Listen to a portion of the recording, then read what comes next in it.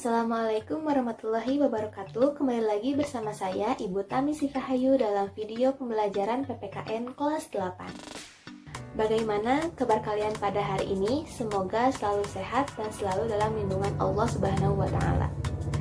Sebelum pembelajaran kali ini dimulai, alangkah baiknya kita berdoa terlebih dahulu agar pembelajaran ini dapat bermakna dan juga dapat bermanfaat bagi kehidupan kita semua.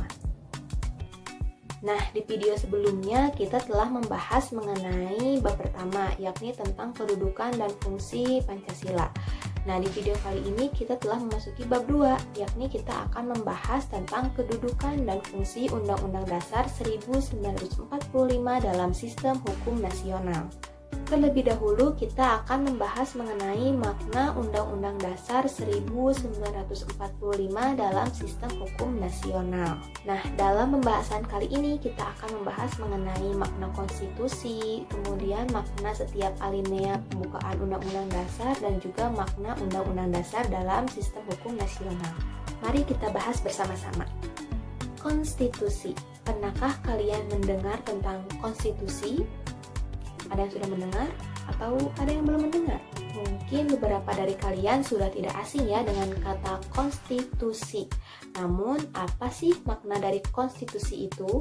Konstitusi adalah hukum dasar yang dijadikan pegangan dalam penyelenggaraan suatu negara. Tahukah kalian kalau konstitusi itu dibedakan menjadi dua bentuk?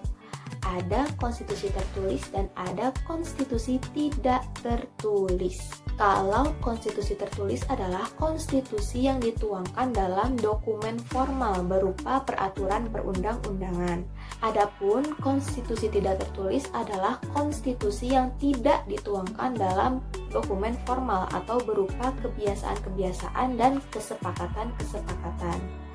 Dan dengan demikian, Undang-Undang Dasar 1945 merupakan atau termasuk ke dalam konstitusi tertulis. Nah, sudah mengerti ya, sudah dapat membedakan antara konstitusi tertulis dan konstitusi tidak tertulis. Nah, sekarang mari kita beralih kepada makna alinea pembukaan Undang-Undang Dasar. Pembukaan Undang-Undang Dasar memiliki kandungan pemikiran yang sangat penting bagi bangsa dan negara Indonesia. Berdasarkan penjelasan naskah Undang-Undang Dasar 1945, di dalam pembukaan Undang-Undang Dasar terdapat 4 pokok pikiran yang sangat penting. Di antaranya sebagai berikut. Pokok pikiran yang pertama adalah persatuan.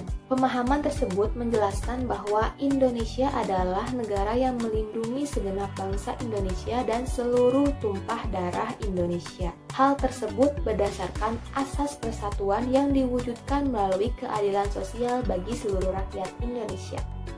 Pokok pikiran yang kedua adalah keadilan sosial. Keadilan sosial tersebut diwujudkan melalui kesadaran bahwa seluruh warga negara Indonesia memiliki hak dan kewajiban yang sama dalam kehidupan bermasyarakat. Pokok pikiran yang ketiga adalah kedaulatan rakyat. Dalam hal ini, negara Indonesia adalah negara yang menganut paham kedaulatan rakyat yang berdasarkan kerakyatan dan permusyawaratan perwakilan. Yang mana dalam hal ini negara yang dibentuk berdasarkan atas kedaulatan rakyat disebut sebagai negara demokrasi. Pokok pikiran yang keempat adalah ketuhanan dan kemanusiaan. Dalam hal ini, negara Indonesia adalah negara yang menganut ketuhanan yang Maha Esa berdasarkan kemanusiaan yang adil dan beradab. Hal tersebut menunjukkan bahwa bangsa Indonesia meyakini ketuhanan yang Maha Esa memiliki jiwa kemanusiaan dan keadilan yang menjadi dasar untuk pemersatu suatu pemerintahan dan warga negara. Bagi bangsa Indonesia, pembukaan Undang-Undang Dasar 1945 memiliki makna sebagai berikut. Pertama, menjadi sumber motivasi, aspirasi, dan tekad perjuangan bangsa Indonesia. Dua, menjadi sumber cinta hukum dan moral yang ditegakkan baik dalam lingkup nasional maupun dalam lingkup yang mendunia.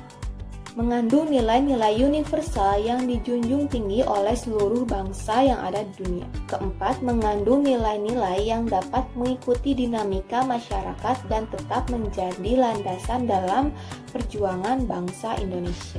Selanjutnya kita bahas mengenai makna Undang-Undang Dasar 1945. Pembukaan dan batang tubuh Undang-Undang Dasar 1945 merupakan satu kesatuan yang terpadu dan tidak dapat dipisahkan. Batang tubuh Undang-Undang Dasar 1945 merupakan perwujudan dan perincian dari pokok-pokok pikiran alinea pembukaan Undang-Undang Dasar yang dituangkan ke dalam pasal-pasal.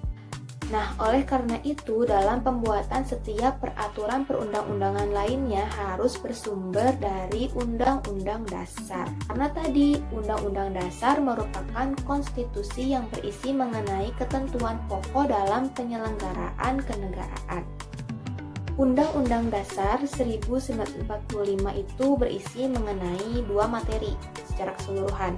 Yang pertama berisi mengenai cara penyelenggaraan suatu pemerintahan atau mengatur tentang sistem pemerintahan suatu negara, dan yang kedua mengatur tentang hubungan antara pemerintah dengan warga negara dan penduduknya.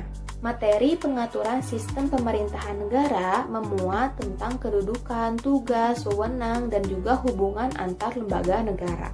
Adapun materi mengenai hubungan antara negara dengan warga negaranya meliputi ekonomi, politik, sosial, budaya, dan hankam yang bertujuan untuk mencapai cita-cita negara. Nah, itu tadi sekilas materi mengenai makna dari Undang-Undang Dasar 1945. Sampai di sini, apakah kalian mengerti atas materi yang tadi Ibu sampaikan? Nah, untuk lebih memahami materi yang Ibu sampaikan, Ibu memiliki beberapa pertanyaan. Berikut pertanyaannya, kalian jawab ya.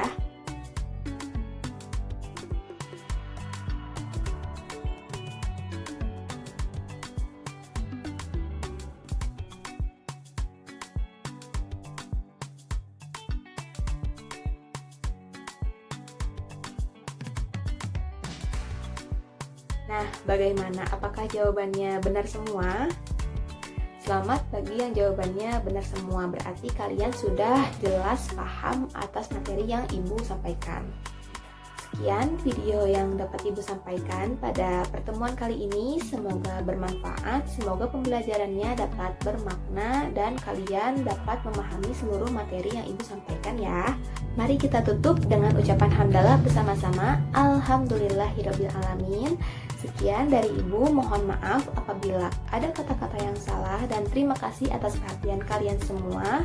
Wassalamualaikum warahmatullahi wabarakatuh.